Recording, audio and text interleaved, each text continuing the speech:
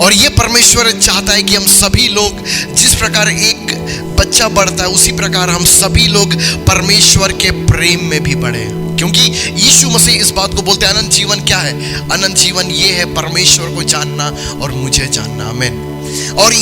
और इसलिए यीशु मसीह ने हम सभी लोगों को इस जगत से चुन लिया, हमें अलग किया, ताकि हम सभी लोग उस परमेश्वर को और जानने पाए। हालेलुया। और सिर्फ यीशु मसीह ही उस पिता का प्रकाशन है। यीशु मसीह आए और वो कहते कि मैं अपनी ओर से नहीं आया, मैं कुछ भी बातें अपनी ओर से नहीं कहता, लेकिन मैं पिता की ओर से आया हूँ, मुझे पिता ने भेजा है और मुझसे, और जो कुछ मैं कहता हूँ वो पिता कहता है। हालेलुया। और इसी बात को हम सभी लोगों को सीखना है कि जिस प्रकार से प्रभु यीशु मसीह पिता के साथ एक रिश्ता में थे, हालेलुया, जिस प्रकार प्रभु यीशु मसीह पिता के साथ एक रिश्ते में थे, उसी प्रकार हमें भी एक पिता और पुत्र के रिश्ते में और आगे बढ़ना है और गहराई में जाना है। आमीन। हालेलुया। तो आइए हम लोग उस महान परमेश्वर के वचनों में जाएं। और आज के वचन में जाने से पहले पिछले संडे जो हम लोग देख रहे थे वो बस मैं आपको बताना चाहूँगा थोड़ा सा। अब इस बात को देखिएगा, जब मूसा और हारून जब जाते हैं मिस्र देश में और फिरौन के सामने जब वो लोग जाते हैं, तो उनसे परमेश्वर कहता है कि तू बस जाना और फिरौन के सामने कहना, है ना। बस मूसा और जो रहता है हारून, उसको परमेश्वर ने एक ही आज्ञा दिया था, क्या? बस तू फिरौन के सामने जाना और उससे कहना। और अब इस बात को वहां पे हम लोग पिछले संडे इस बात को देख रहे थे कि जब परमेश्वर मिस्र के ऊपर 10 विपत्ति भेजता है, कितना विपत्ति? 10 विपत्ति भेजता है। और हम लोग एक वचन को देखे थे, हम लोग निर्गमन 6 में इस वचन को देखे थे, लेकिन अभी हम लोग वहां पे नहीं जाएंगे, लेकिन बस मैं आपको बता रहा हूं कि वहां पे एक बात को परमेश्वर कहता है कि मैं एक अंतर खींचूंगा मिस्रियों के बीच में और इजरायलियों के बीच में। परमेश्वर एक अंतर करता है अपनी प्रजा के बीच में और इस संसार के बीच में। आमीन। और परमेश्वर ने एक लाइन खींचा है। क्या खींचा है? परमेश्वर ने एक लाइन खींचा है। एक और परमेश्वर की प्रजा है और एक और संसार है। और आप इस बात को वहां पे देखिएगा कि जो भी कुछ मिस्र में हो रहा था, उस लाइन से उस पार नहीं जा रहा था। जहां पे इजरायली रहते थे गोशेन देश में, वहां पे कुछ भी विपत्ति नहीं पहुंच रहा था। क्यों? क्योंकि परमेश्वर ने एक लाइन खींचा है। हालेलुया। और ये एक ऐसा लाइन है, ये आत्मिक लाइन है। क्या ये? आत्मिक लाइन है। इस लाइन को संसार का चीज, कोई भी विपत्ति, कोई भी समस्या इस लाइन को पार करके नहीं जा सकता है। और पता है वो कौन लोग है? वो कलीसिया का पिक्चर। हालेलुया।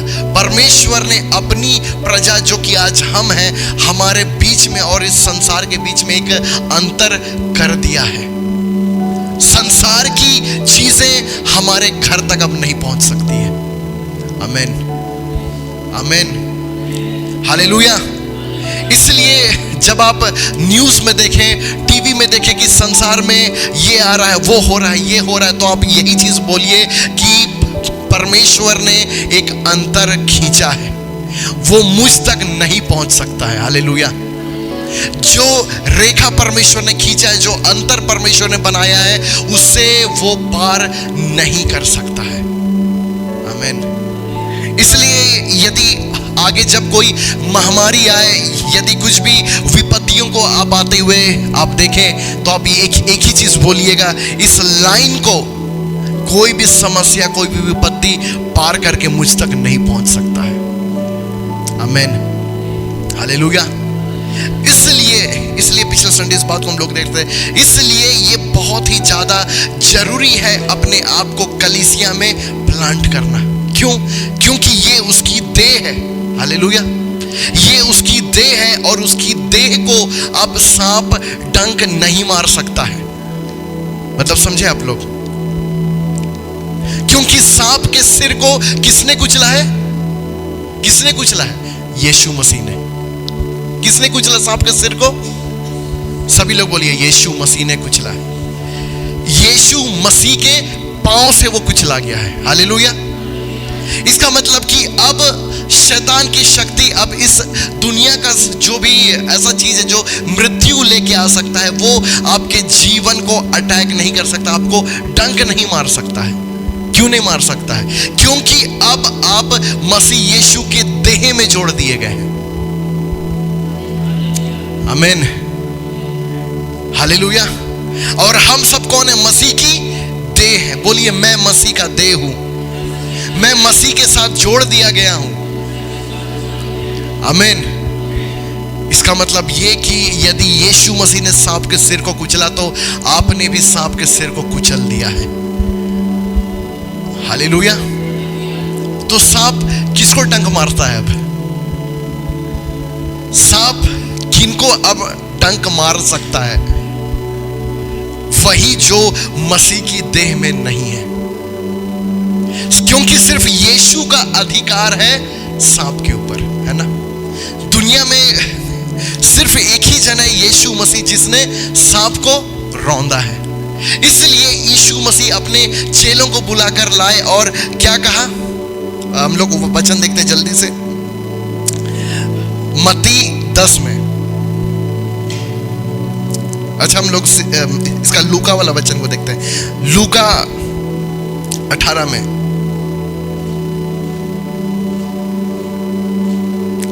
सॉरी लूका 10 का 18।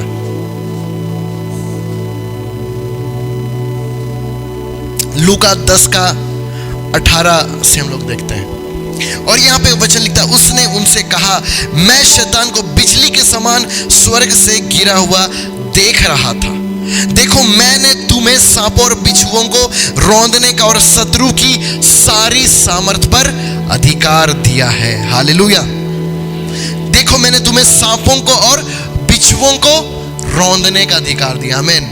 सांपों और बिच्छुओं को रौंदने का अधिकार दिया। क्यों यहाँ पे यीशु मसीह बोल रहे सांप और बिच्छू? हाईलाइट कर देना सांप और बिच्छू को। क्यों यीशु मसीह बोल रहे सांप और बिच्छू? क्योंकि सांप और बिच्छू जहरीले होते हैं, है ना। जहरीले होते हैं कि नहीं? यदि किंग कोबरा किसी को काट ले तो सब फिनिश, है ना। लेकिन यीशु मसीह कह रहे हैं कि मैं तुम्हें वो अधिकार देता हूं, वैसे चीजों के ऊपर मैं तुम्हें अधिकार देता हूं जो हानिकारक है, जो जान ले सकते हैं। हालेलुया।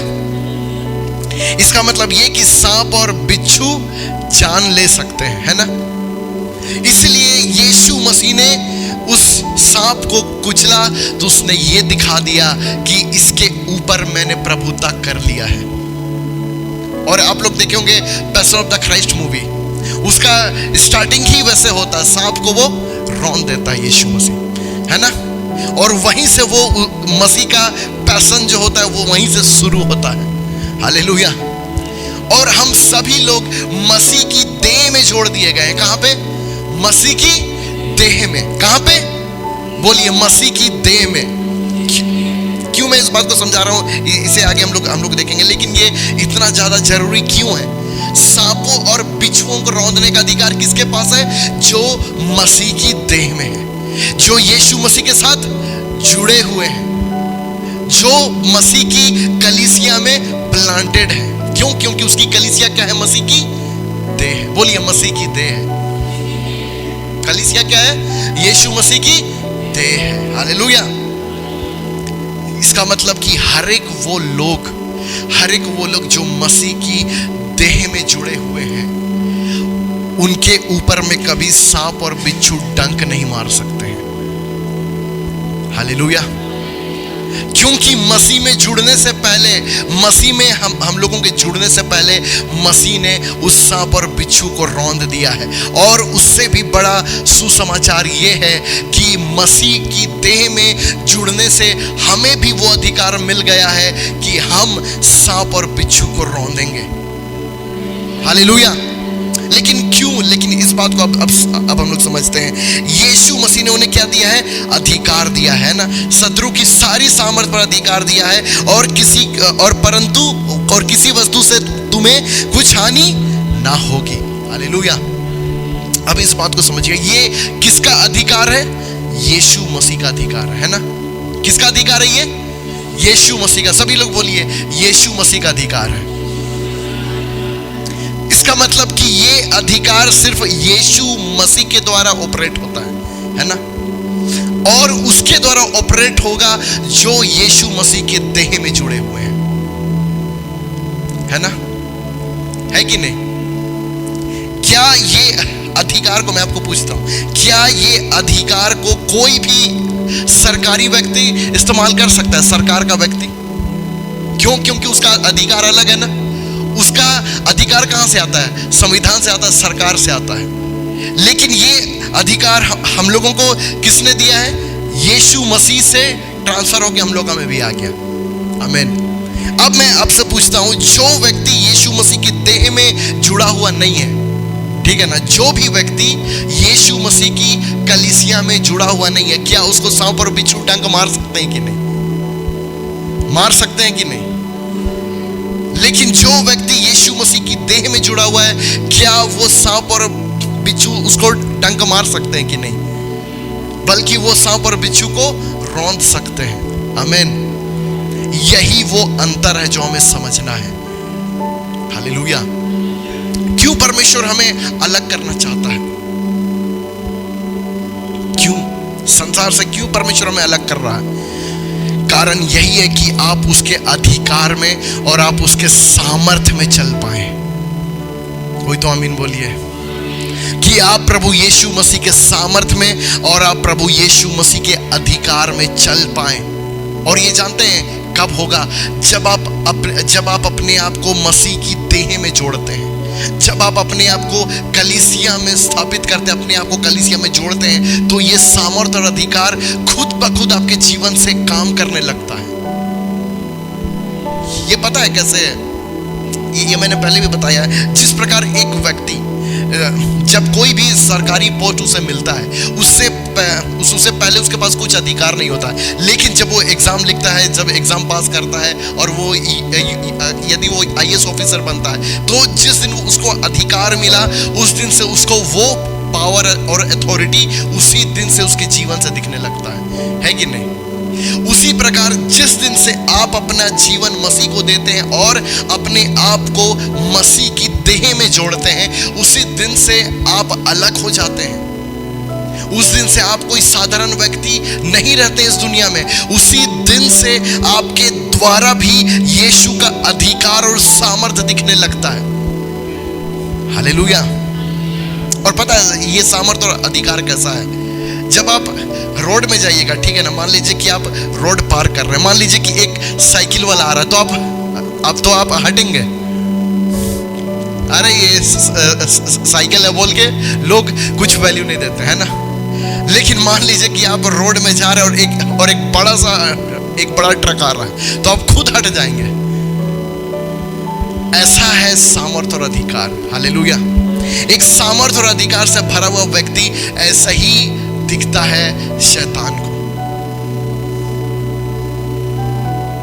और सामर्थ्य और अधिकार से भरा हुआ कौन है? जिसने अपने आप को मसीह की देह में जोड़ लिया है। आमीन। हालेलुया। हालेलुया। इसलिए हम सभी लोग साधारण लोग नहीं हैं। जैसे इस दुनिया के लोग आत्मिक जहां में दिखते हैं, आत्मिक जहां में हम और आप वैसे नहीं दिखते हैं। जो शैतान की, जो दुष्ट की सेना है आत्मिक जहां में, वो हमें वैसा नहीं दिखती जैसा इस दुनिया के लोग दिखते हैं। आप उन्हें कैसा दिखते हैं पता है? वैसे ही एक बड़ा ट्रक के समान। अगर आप अपने आप को मसीह की देह में जोड़ के रखें तो आप पता कैसे दिखते हैं? आत्मिक जहां में एक बड़ा ट्रक के समान आ रहा और लोग खुद भाग जाएंगे। हालेलुया। इसीलिए इतना ज्यादा जरूरी है कि हम लोग अपने आप को मसीह की देह में जब आप जोड़ के रखते हैं तो आपका अधिकार और सामर्थ कुछ और होता है। क्योंकि अधिकार और सामर्थ जुड़ने से आता है ना। जैसे कोई IAS ऑफिसर, जिस दिन उसको पोस्टिंग मिलता है उसी दिन से वो पावर में आ जाता है और उसी दिन से घूस लेने लगता है कि नहीं? जिस दिन से, अभी हाल फिलहाल का एक न्यूज़ हम देखे इसलिए आप लोगों को बोल रहे हैं, क्योंकि एक पुलिस वाला को जिस दिन ज्वाइनिंग मिला उसी दिन वो 25,000 का घूस ले लिया। क्यों? वो क्यों लिया घूस? उसको अधिकार मिल गया इसलिए वो घूस लिया। हालेलुया। हमें भी अधिकार उसी दिन मिल जाता है जिस दिन हम लोग मसीह की देह में जुड़ जाते हैं। हालेलुया। और जिस दिन से आप मसीह की देह में जुड़ जाते हैं, आप सांपों और बिच्छुओं को रौंदने वाले हो जाते हैं। आमीन। और जब मैं इस वचन को पढ़ रहा था तो मुझे प्रभु ने एक चीज कहा कि मेरे बच्चे मेरे दिए हुए अधिकार को बहुत हल्के में लेते हैं। है ना? है ना आबिल भाई? मेरे बच्चे मेरे दिए हुए अधिकार को बहुत हल्के में लेते हैं, इसके बजाय कि जो अधिकार संसार ने में दिया। सरकार, यदि आप इस चीज को देखिएगा, यदि सरकार कुछ अधिकार आपसे छीन ले तो क्या होगा? लोग आंदोलन करने उतर जाएंगे। है ना? थोड़ा सा अधिकार मिला है, वो अधिकार सिर्फ आपका उतना यूजफुल भी नहीं है, लेकिन ये अधिकार ऐसा अधिकार है जो पूरे आत्मिक जहां में भी पहुंचता है, शैतान के गढ़ तक भी पहुंचता है, स्वर्ग तक भी पहुंचता है, सब जगह ये अधिकार काम करता है। हालेलुया, हालेलुया, आमीन। यदि मसीह लोग अपने अधिकार में यदि चलने लग जाएं, यदि मसीह लोग अपने अधिकार में चलने लग जाएं, तो आप लोग इस जगह से बीमारियों को खत्म कर देंगे। हालेलुया। आपके मोहल्ले में कोई भी दुष्ट आत्मा नहीं बचेगा। हालेलुया, आमीन। शत्रु की सारी सामर्थ पर अधिकार दिया है। हालेलुया। शत्रु की सारी सामर्थ पर। हालेलुया। किसको अधिकार दिया है? बोलिए, किसको अधिकार दिया है? चलिए, एक जन को दिया है। किसको मिला है अधिकार? शत्रु की सारी सामर्थ पर अधिकार मुझे दिया गया है। आमीन। और किसी वस्तु से तुम्हें कुछ हानि ना होगी, कुछ हानि ना होगी। वैसा हर एक चीज जो नुकसान पहुंचा रहा है लोगों को, वो आपको नुकसान नहीं पहुंचा पाएगा। वैसी बीमारियां किसी को नुकसान नहीं पहुंचा पाएगी। आप यीशु के अधिकार के नीचे हैं, आप यीशु के अधिकार में चलते हैं। हम लोग कोई साधारण लोग नहीं है। हालेलुया। और पता है, कुछ दिन पहले का बात है, मैं ऐसे ही बैठा हुआ था और मैं परमेश्वर के वचन को सोच रहा था। तो मुझे परमेश्वर ने एक चीज को मुझे दिखाया, और मुझे परमेश्वर ने एक चीज को मुझे सिखाया। बहुत ही अद्भुत था वो, कि मैं इस टाइप का देखने लगा कि मैं स्वर्ग पहुंच गया, और मैं स्वर्ग पहुंच गया और मैं ऊपर से देख रहा हूं इस दुनिया को। और मुझे एक ही चीज परमेश्वर ने कहा, मुझे पवित्र आत्मा ने इस बात को कहा कि यदि आप स्वर्ग जाते हैं, फिर से आपको पृथ्वी में आने का मौका मिले, तो आप सबसे ज्यादा क्या करेंगे? सबसे ज्यादा आप वही काम करेंगे ना जो सबसे ज्यादा जरूरी है ना? उसके बाद मुझे पवित्र आत्मा ने कहा, तो अपना समय क्यों बर्बाद कर रहे हो? तो अपना समय क्यों बर्बाद कर रहे हैं आप लोग? हालेलुया। आया समझ में कि नहीं आया? चलिए एक बार और बताते, ठीक है ना? कुछ दिन पहले हम ऐसे ही बैठे हुए थे और परमेश्वर ने मुझे इस टाइप का दिखाया कि मैं स्वर्ग पहुंच गया, और मैं स्वर्ग से अपने आप को देख रहा हूं पृथ्वी में, ठीक है ना? मैं स्वर्ग से अपने आप को देख रहा हूं पृथ्वी में। और मुझे परमेश्वर ने एक ही चीज कहा पीछे से, कि यदि तुमको पृथ्वी में, यदि तुम वहां पे है, यदि तुमको फिर से नीचे जाने का मौका मिलेगा, तो तुम सबसे ज्यादा क्या करोगे? तो मैंने कहा प्रभु से कि मैं प्रभु आत्मा बचाऊंगा, मैं तेरे राज्य को बढ़ाऊंगा। तो मुझे प्रभु ने बस एक ही आवाज आया लास्ट में, तो समय बर्बाद मत करो। हालेलुया। और पता है, और एक चीज मुझे परमेश्वर ने कहा कि मेरे लोग जो चीज जरूरी उतना नहीं है, उसके पीछे अपना पूरा दिन बर्बाद कर देते हैं, है ना? इसलिए आज परमेश्वर इस बात को हम सबों को कहना चाह रहा है कि उन चीजों के ऊपर अपना समय बर्बाद नहीं करें जो उस राज्य से ज्यादा जरूरी है। हालेलुया। कितने लोग इस बात को समझ पाए? बहुत सारा दुनिया का ऐसा काम है, बहुत सारा इस संसार का ऐसा काम है जो उतना ज्यादा इंपॉर्टेंट नहीं है, लेकिन उसमें हम लोग इतना ज्यादा समय डाल देते हैं कि परमेश्वर के लिए समय ही नहीं बचता है। हालेलुया। सोचिए ना, जब आप स्वर्ग जाएंगे और परमेश्वर आपको दिखाएगा, देखो तुम आज क्या कर रहा था, देखो कल क्या कर रहा था, तो आपको इतना खराब लगेगा ना कि आपको लग रहा था कि इतना अच्छा मुझे मौका मिला था कि मैं परमेश्वर के लिए काम करूं, मैं सुसमाचार प्रचार करूं, परमेश्वर का राज्य के लिए कुछ ना कुछ तो करूं, है कि नहीं? इसलिए आपको एक चीज हर रोज बोलना है। उसके बाद से हम एक प्रार्थना हर रोज कर रहे हैं, प्रभु आज मुझे कुछ ना कुछ में इस्तेमाल जरूर कीजिए, आज मेरे द्वारा कुछ ना कुछ प्रभु तेरा राज्य का काम जरूर हो प्रभु। हालेलुया। क्यों पता है? क्योंकि परमेश्वर हर रोज कुछ ना कुछ कर रहा है इस दुनिया में, कर रहा है कि नहीं? है ना?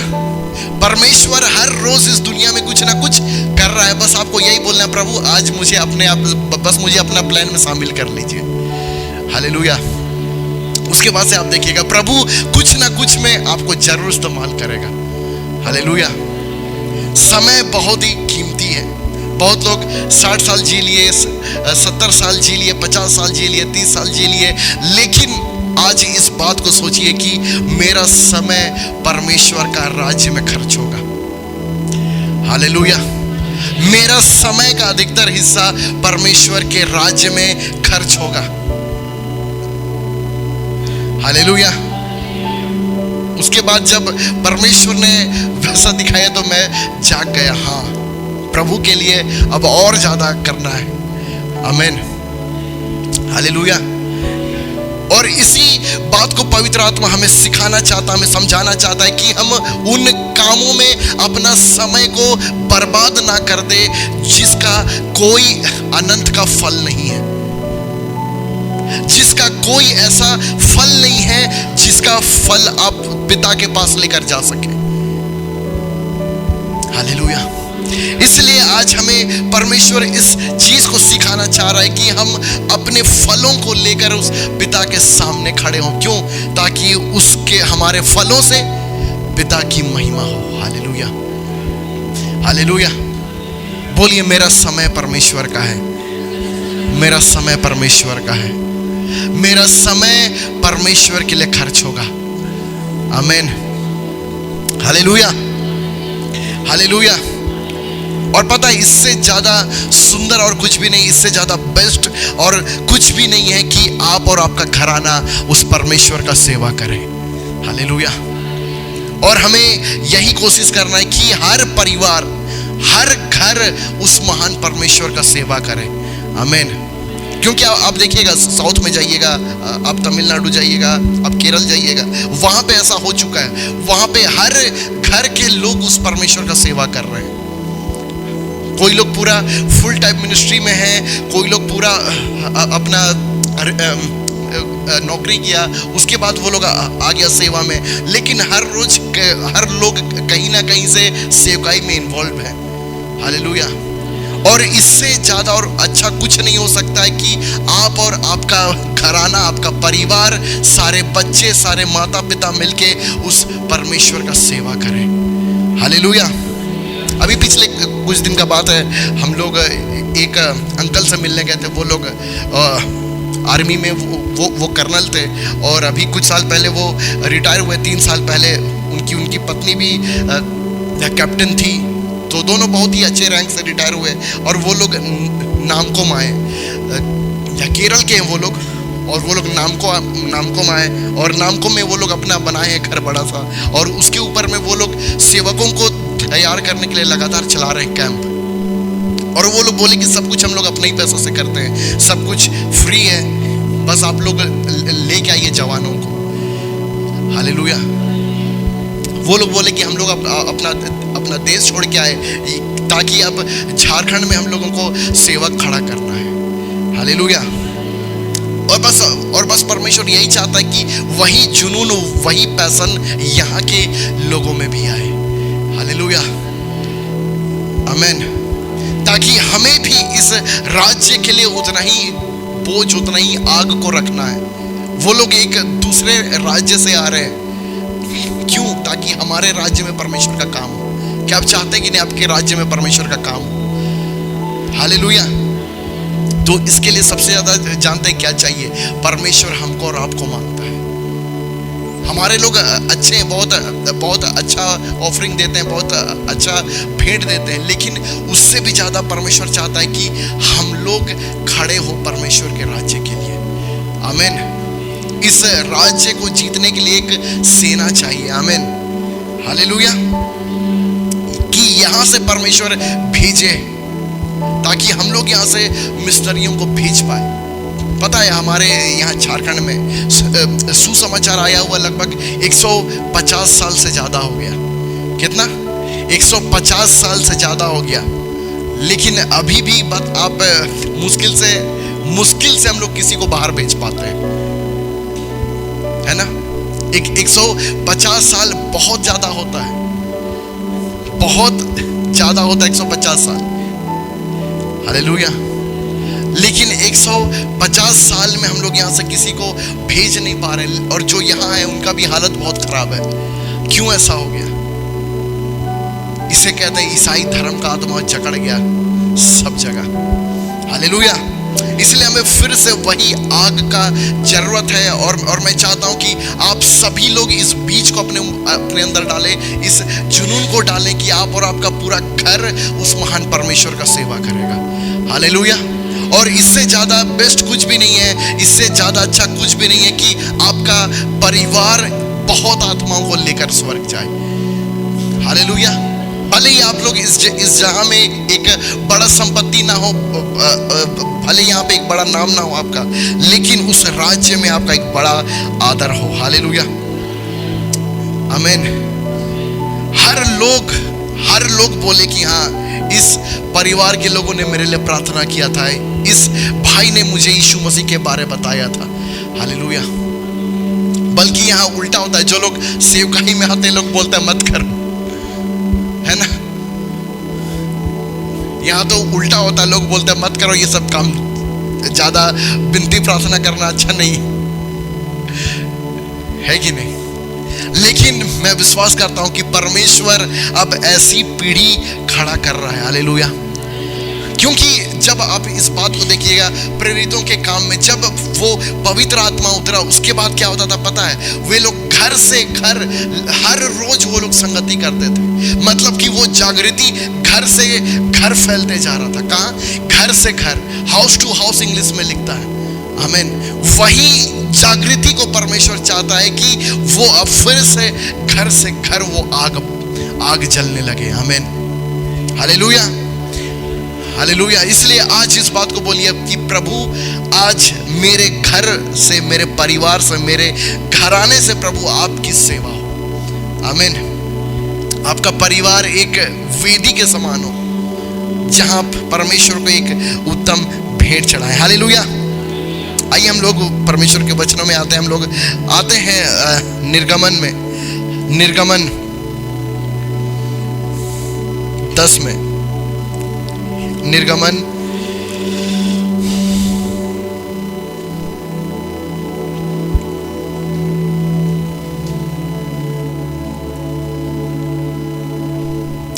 10 उसका एक पद से हम लोग देखते हैं। निर्गमन 10 उसका एक पद से। हालेलुया।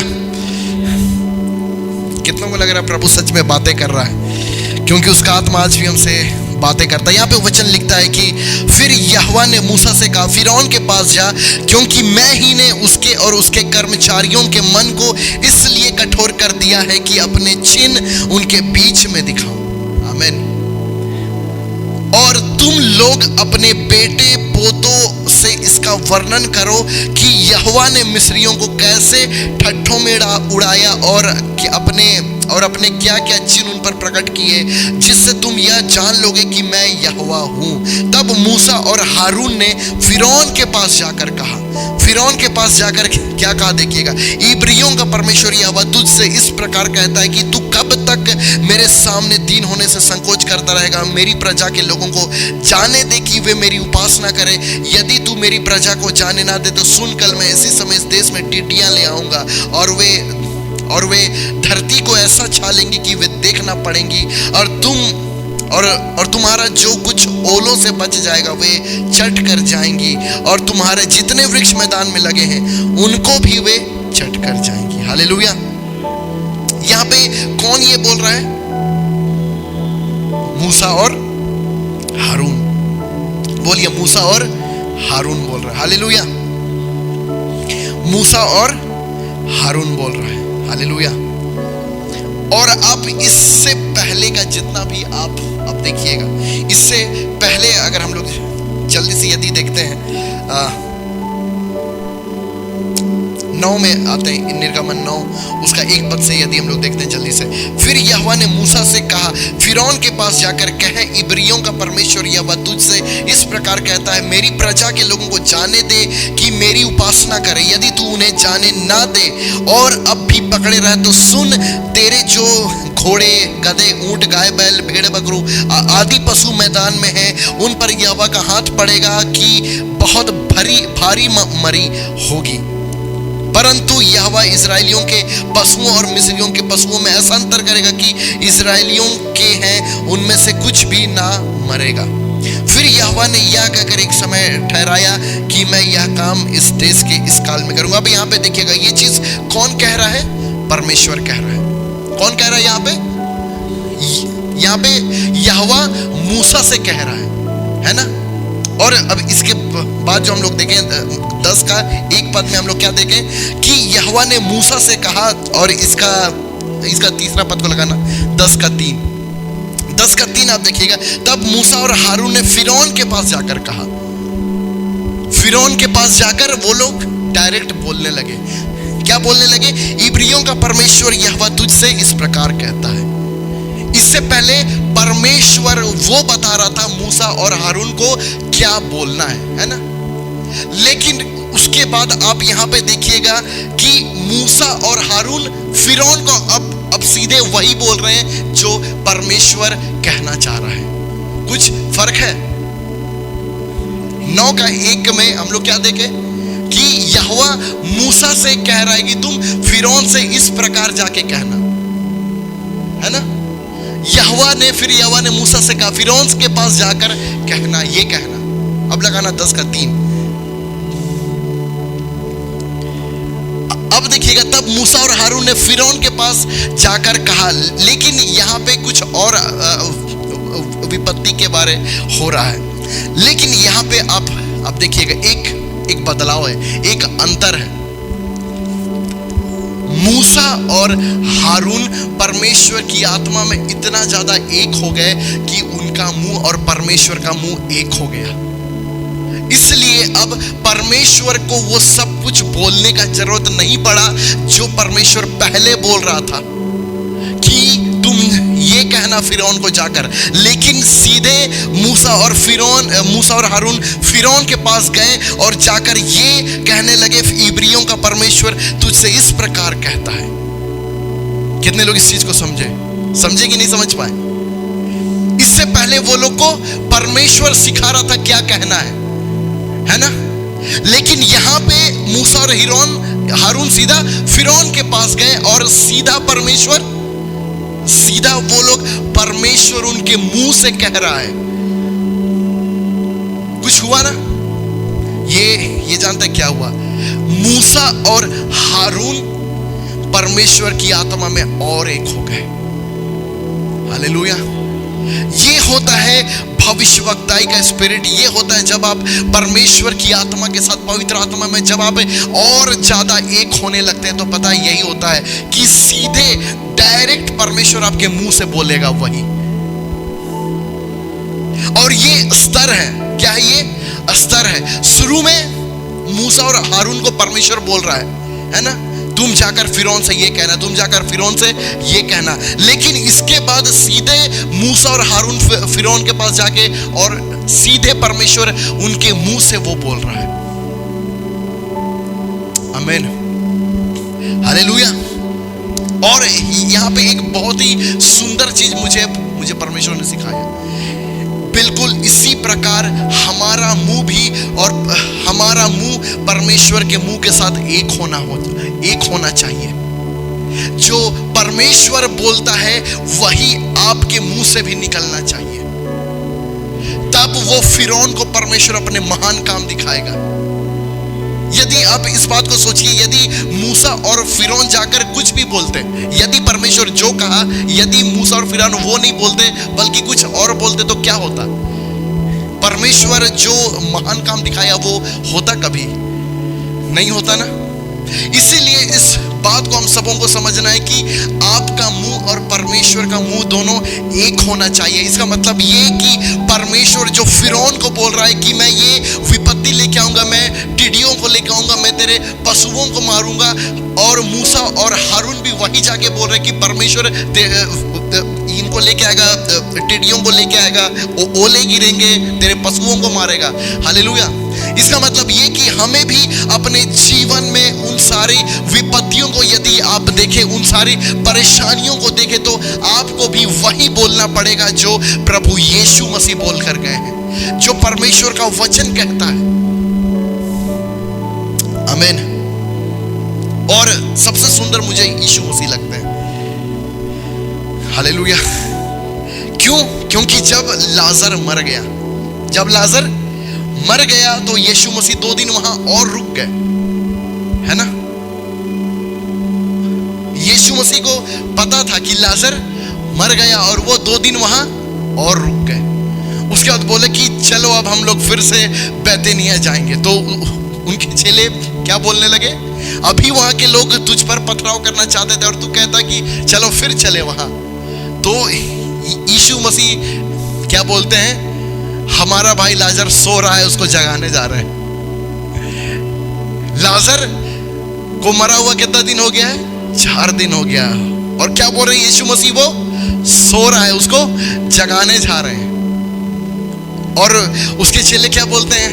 ओ प्रभु, वो तो सो रहा है, तब तो वो ठीक हो जाएगा, छोड़ देते, वो ठीक हो जाएगा।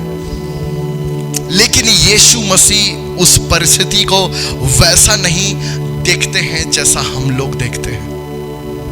और लूका 8 में भी आप इस बात को देखिएगा। याईर की बेटी, 12 वर्ष की बेटी मर जाती है और सारे लोग वहां पे रो रहे होते हैं, हल्ला कर रहे होते हैं, विलाप कर रहे होते हैं, और यीशु मसीह सबको बाहर भगा देते हैं। और क्या बोलते हैं? ये लड़की सो रही है। तो सब हंसने लगते हैं यीशु मसीह के ऊपर, है ना। सब हंसने लगते हैं। और यीशु मसीह अंदर जाते हैं और क्या बोलते हैं? वो लड़की का हाथ पकड़कर बोलते हैं उठ, और वो उठ जाती है और उसके प्राण लौट आए। हालेलुया। क्योंकि उस भीड़ में सारे लोग यही बोल रहे थे जो वो देख रहे थे। सारे लोग क्या देख रहे थे? कि वो लड़की मर गई है। और जब लाजर भी मर गया तो वो सब लोग क्या बोल रहे हैं? लाजर मर गया। सब लोग रो रहे हैं, पीट रहे हैं। लेकिन जब लाजर जिंदा हो गया तो वो लोग लाजर को भी मारने का वो लोग प्लान करने लगे। और आप इस बात को देखिएगा कि यीशु मसीह के अंदर कैसा विश्वास था। 4 दिन हो गया मरा हुआ। हालेलुया। और उस समय कहाँ रखा जाता था? जो लोग मर जाते थे उनको एक पत्थर का रहता था कब्र, गुफा के अंदर रखते थे। हालेलुया। ये अगर, और मैं इस बात को सोचता हूँ कि अगर यदि यीशु मसीह होते अभी, तो वो बोलते क्या पता है? खोदो, मिट्टी हटाओ, है ना। 4 दिन हो गया मरा हुआ प्रभु, हम लोग अंतिम संस्कार कर दिए, लाजर को पट्टी उट्टी बांध के हम लोग डाल दिए प्रभु। यीशु मसीह क्या बोले? सो रहा है अभी, वो रुको, हटाओ मिट्टी, हटाओ, खोदो फिर से। हम लोग अगरबत्ती जला दिए, मोमबत्ती जला दिए, फूल चढ़ा दिए प्रभु, सब कर दिए। सोचिए, विश्वास के लोग हमेशा उल्टा चलते हैं ना। और आते यीशु मसीह 4 दिन लेट। हे प्रभु, तू अंतिम संस्कार में भी नहीं आया। क्यों? ये लोग गुस्सा थी उसकी बहन लोग, क्योंकि वो लाजर का अंतिम संस्कार में नहीं आया। हालेलुया। यीशु मसीह अंतिम संस्कार में नहीं आते विलाप कर रहे हैं, यीशु मसीह जिंदा करने आते हैं। आमीन, हालेलुया। और आप इस बात को सोचिए, 4 दिन हो गया मरा हुआ, 4 दिन पहले हम लोग कब्र में हम लोग डाल दिए, मिट्टी डाल दिए, और क्या बोल रहे, यीशु मसीह आके पत्थर हटाओ। लोग बोल रहे हैं, हंस रहे होंगे, है ना। और यदि आज यीशु मसीह होते तो वही बोलते, 4 दिन के बाद पहुंचते रांची, और क्या बोलते हैं, कहाँ मरा है वो, यहाँ पे खोदो, मिट्टी खोदो, निकालो उसको कब्र से। हालेलुया। और क्या बोलते हैं, हे लाजर उठ, और बाहर निकला, और लोग झांक के देख रहे होंगे, कहाँ लाजर ने निकल रहा है। 2 मिनट हो गया, 5 मिनट हो गया, और मुझे लगता है कि लाजर को निकलने में 5 मिनट लगा होगा, क्यों, ऊपर से नीचे पट्टी बंधा हुआ था इसलिए वो पर रेंगते रेंगते निकला होगा जैसे जैसे। हालेलुया। इसलिए हम सभी लोगों को अपने मुंह को हमें परमेश्वर के साथ ट्यून करना है। हालेलुया। क्या करना है, ट्यून करना है। और ये सबसे अच्छा एग्जाम्पल यहाँ पे मूसा और हारून, आप देखिएगा 10 का 10 विपत्ति आता है, वो लोग वही बोले जो परमेश्वर बोल रहा था, है ना। और वो लोग इतना ज्यादा विश्वास में बढ़ गए, इतना ज्यादा वो लोग आत्मा में और बढ़ गए, तो क्या हुआ पता है, वो लोग बस फिरौन के सामने खड़े हैं और डायरेक्ट परमेश्वर उनके मुंह से बोलने लग गया। ये है अलग लेवल होता है ये। हमें भी ऐसा ही बढ़ते जाना। अभी हमारे पास वचन है, हालेलुया, अभी हमारे पास वचन है और हम लोग वचन को बोल रहे हैं। लेकिन इसी स्तर में पहुंच गया था एलीसा और एलिया भी। सीधे एलिया बोला कि 7 साल वर्षा नहीं होगा। क्या बोला डायरेक्ट, 7 साल कोई वर्षा नहीं होगा, वर्षा नहीं हुआ। परमेश्वर सीधे, परमेश्वर का आत्मा उनके मुंह से बोलने लग गया। हमें भी वही स्तर में पहुंचना है कि आपका आवाज और परमेश्वर का आवाज दोनों एक हो जाए। हालेलुया। ताकि परमेश्वर आपके मुंह से ऐसा ही बोल दे डायरेक्ट। आमीन। और अभी ऐसा होता है, बहुत लोग जब व्यक्तिगत रूप में प्रार्थना करते हैं तब परमेश्वर उनसे उनको कहता है और वो लोग जाके लोगों को बताते हैं। लेकिन जब आप और आगे बढ़ेंगे आत्मा में तो क्या होगा, बस आप ऐसे सीधे खड़े रहेंगे और सीधा परमेश्वर आपके मुंह से बोलने लगे। आमीन, हालेलुया। इसलिए हम सभी लोगों को ये सीखना है, हमें ये पढ़ना है। आमीन, हालेलुया। और आइए हम लोग आते हैं जल्दी से निर्गमन 12 में।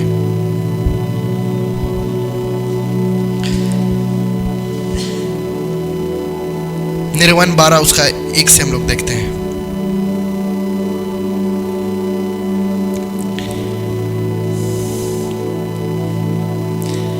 उसका 1 से, फिर यहोवा ने मिस्र देश में मूसा और हारून से कहा, यह महीना तुम लोगों के लिए आरंभ का ठहरे, अर्थात वर्ष का पहला महीना यही ठहरे। इस्राएल की सारी मंडली से इस प्रकार कहो, महीने के 10वें दिन को तुम अपने अपने पितरों के घराने के अनुसार पीछे एक मेमना रखो। और यदि किसी के घराने में एक मेमने के खाने के लिए, अच्छा इसके आगे थोड़ा सा हम लोग और पढ़ते हैं, और इसका हम लोग देखते हैं 9 पद से, ठीक है ना, 9 पद से देखते हैं। और वे उसके मांस को उसी रात आग में भूंज कर अखमीरी रोटी और कड़वे साग पात से खाएं। उसको सिर, पैर और अंतड़ियों समेत आग में भूंज कर खाना, कच्चा या जल में कुछ भी पकाकर ना खाना। अभी यहाँ से देखिएगा, उसमें से कुछ भी सवेरे तक ना रहने देना, और यदि कुछ सवेरे तक रह भी जाए तो उसे आग में जला देना। उसके खाने की यह विधि है, कमर बांधे, पाँव में जूती पहने और हाथ में लाठी लिए हुए उसे फुर्ती से खाना। जब मैं इस वचन को देख रहा तो मैं पूछा, प्रभु क्यों ऐसा, कि इसे खाने का एक अलग विधि आपने बताया। उसके खाने की यह विधि है, कमर बांधे, पाँव में जूती पहने और हाथ में लाठी लिए हुए उसे फुर्ती से खाना। वह तो यहोवा का पर्व होगा। सभी लोग बोलिए, यहोवा का पर्व होगा। क्या होगा वो, उसको हाईलाइट कर देना, यहोवा का पर्व होगा। आमीन। क्योंकि उस रात को मैं मिस्र देश के बीच होकर जाऊंगा और मिस्र देश के क्या मनुष्य क्या पशु सबके पहिलौठों को मारूंगा और मिस्र देश के सारे देवताओं को भी मैं दंड दूंगा। मैं यहोवा हूं। और जिन घरों में तुम रहोगे उन पर वह लहू तुम्हारे लिए चिन्ह ठहरेगा, अर्थात मैं उस लहू को देखकर तुमको छोड़ जाऊंगा। और जब मैं मिस्र देश के लोगों को मारूंगा तब वह विपत्ति तुम पर ना पड़ेगी और तुम नष्ट ना होगे। तब वह विपत्ति तुम पर ना पड़ेगी और तुम नष्ट ना होगे, और वह दिन तुमको स्मरण दिलाने वाला ठहरेगा। तुम उसको यहोवा के लिए पर्व करके मानना। यह दिन तुम्हारी पीढ़ियों में सदा की विधि जानकर पर्व माना जाए। पर्व करके मानना इसे। हालेलुया। क्योंकि उसी रात को इजरायली निकलने वाले थे और इसे परमेश्वर ने क्या कहा, ये यहोवा का पर्व होगा। यह तो यहोवा का पर्व होगा। सभी लोग बोलिए परमेश्वर का पर्व। आमीन। और हम लोग मनाते हैं क्रिसमस और परमेश्वर का ये है पर्व। अब देखिएगा इसका मतलब क्या है। ठीक है, सबसे पहले क्या बोला, कमर बांध, मतलब तैयार होके, क्योंकि उसी रात तुम लोग उसे भूंज के पकाना। क्या बोले, भूंज के पकाना तुम लोग, और उसे फुर्ती से खाना, हाथ में लाठी लिए हुए, एकदम पाँव में जूती पहन के खाना, पाँव में जूती पहन के और फुर्ती से खाना। हालेलुया। क्योंकि उस रात को मैं मिस्र देश में होकर जाऊंगा और सबको मैं दंड दूंगा। और क्या बोले, उस मेमने का लहू जहां पे होगा वो क्या रहेगा, वो चिन्ह ठहरेगा। वो लहू चिन्ह ठहरेगा। हालेलुया। वो लहू चिन्ह ठहरेगा, तब वह विपत्ति तुम पर ना पड़ेगी और तुम नष्ट ना होगे। हालेलुया। ये है फसह का पर्व। ये लोग पता कब मनाए, उससे एक दिन बाद। ये लोग रात में निकले ना, खा के निकले, रात का 8-9 बजे खा रहे होंगे, क्योंकि शाम के समय परमेश्वर बोला था उस मेमने को बलिदान करना, उस मेमने का लहू लगाना। और उसके अगले दिन वो लोग निकले, वो लोग रात में निकले और दिन में वो लोग फसह मनाए। और उसी प्रकार यीशु मसीह भी, जिस दिन वो मेमना बलिदान हुआ था, यीशु मसीह भी बिल्कुल सेम टू सेम वही डेट में यीशु मसीह का लहू बहा। और उसके अगले दिन इजराइली लोग फसह मना रहे थे। क्यों? क्योंकि वो तैयारी का जिस दिन था जिस दिन यीशु मसीह को क्रूस में चढ़ाया गया। और यीशु मसीह का लहू बहना क्या हुआ, हमारे लिए पर्व ठहरा। इसलिए अब हमारा जीवन जानते हैं कैसा है। यीशु मसीह का बलिदान होने के बाद, यीशु मसीह के द्वारा बचा लिए जाने के बाद हमारा जीवन सेलिब्रेशन का जीवन है। क्योंकि पर्व में लोग क्या करते हैं, पर्व में लोग सेलिब्रेट करते हैं। और यीशु मसीह का लहू से बलिदान होना, ये परमेश्वर का पर्व है। अरे कोई तो हालेलुया बोलिए। ये परमेश्वर का पर्व है। यीशु मसीह क्रूस में बलिदान हुआ और सारी मानव जाति बचा ली गई। ये यहोवा का पर्व है ये। आमीन। इसलिए इसको खाने का विधि ये बताया गया, जैसे तुम उसे खाओगे और वो तुम्हारा छुटकारा हो जाएगा। जैसे तुम उस मेमने का मांस को खाओगे और वैसे तुम्हारा छुटकारा हो जाएगा। तुम लोग खा पी के मिस्र देश से तुम लोग आजाद होकर निकलोगे। हालेलुया। उसी प्रकार यीशु मसीह का लहू और यीशु मसीह का मांस को जब हम लोग खाते हैं, जो कि क्या है, प्रभु भोज है। हम लोग परमेश्वर के पर्व में, परमेश्वर के उत्सव में सहभागी होते हैं और वो छुटकारा को लेकर आता है। इसलिए सिर्फ संडे को मत खाइए। इसलिए सिर्फ संडे को, सिर्फ महीना में एक दिन नहीं। हालेलुया। कहां से ये नियम आ गया कि महीना में एक संडे को लेते हैं प्रभु भोज, संडे में सिर्फ। अरे जब आप उस मेमने के मांस और मेमने के लहू को आप लेते हैं, आप परमेश्वर के पर्व के सहभागी हो जाते हैं और आप ये दिखाते हैं कि आप आजाद हो चुके हैं। सुन रहे ना सुनील भाई, आप लोग दोनों बीमार हैं, हर रोज प्रभु भोज लीजिए, यीशु मसीह का लहू और यीशु मसीह का मांस को हर रोज लीजिए। क्योंकि जैसे इजरायलियों ने वो मेमने का मांस खाया तैयार होके, लाठी लिए हुए, क्यों? क्योंकि खाएंगे और निकल जाएंगे, है ना? तैयार होके जूता पहन के खा रहे हैं, लाठी लेके, कि अब उन्हें एक यात्रा में जाना, अब वो लोग उस देश को छोड़कर अब जा रहे हैं। हालेलुया। और परमेश्वर उतर आया, हालेलुया। परमेश्वर उतर आया और उसने फिरौन के सारे पहिलौठों को मिस्र में मार डाला, लेकिन उन्हें छुड़ाने के लिए उसे अपना भी पुत्र को मारना पड़ा। इसलिए हमारा छुटकारा सोने चांदी से नहीं हुआ, हमारा छुटकारा मेमने के लहू से हुआ। और वो पिक्चर था कि जिस दिन प्रभु यीशु मसीह मरा, ये बिल्कुल सेम दिन था। क्या था? सेम दिन था, ये सेम दिन था, क्योंकि तैयारी का दिन था ये, जिस दिन वो लोग मेमना को वध किया और उसका लहू लगाए। हालेलुया। ये यीशु मसीह का प्रोफेटिक पिक्चर है। यह तो यहोवा का पर्व है। यीशु मसीह का बलिदान यहोवा का पर्व है। आमीन। और ये है, इसलिए अब मसीह जीवन, जानते हैं, जब आप मसीह में आ गए, आपका जीवन सेलिब्रेशन का जीवन होगा, क्योंकि वो मेमना का लहू आपको छुड़ा चुका है मिस्र के गुलामी से। आपको संसार के हर एक उन चीजों से, मिस्र का जो ऑपरेशन था, जो अत्याचार था, वहां से उस लहू ने हमें आजाद कर दिया है। हालेलुया। कितने लोग इस बात को समझ पाए? हालेलुया। और उस लहू को देखकर मैं तुमको छोड़े जाऊंगा। क्या? उस लहू को देखकर मैं तुम्हें छोड़ जाऊंगा जब तक मैं मिस्र के लोगों को मारूंगा।